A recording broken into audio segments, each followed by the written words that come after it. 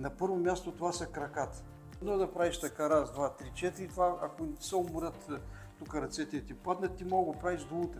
И пулсът ти даже няма да се увеличи. Като клекнеш 10 пъти, почваш да дишаш дълбоко. Ами ако клекнеш 15 пъти, ами ако клекнеш 20 пъти, ами ако направиш с тежест.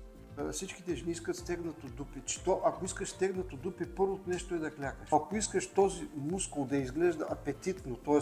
под апетитно имам предвид нормално, като на по-млад човек, всичкото той нещо трябва да влезе в клякане. Основен уред, това е огледалото. На всички бойци, примерно боксерите застават, гледат как се движат нали там. Каратиста застава, как е там да всичко такова.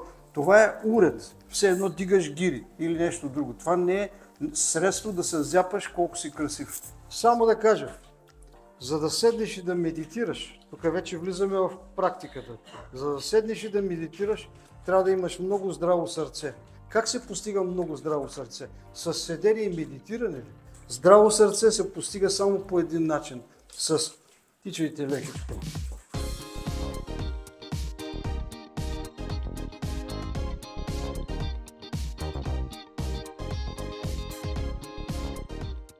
Така, издиши през двете ноздри.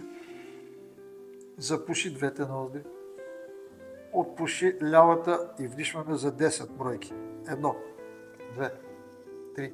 На това, че можеш да подадеш ръка и да кажеш, човече, дай си ръката, дай си иди ръката и заедно да направим нещо. Така че ето за това сме тук.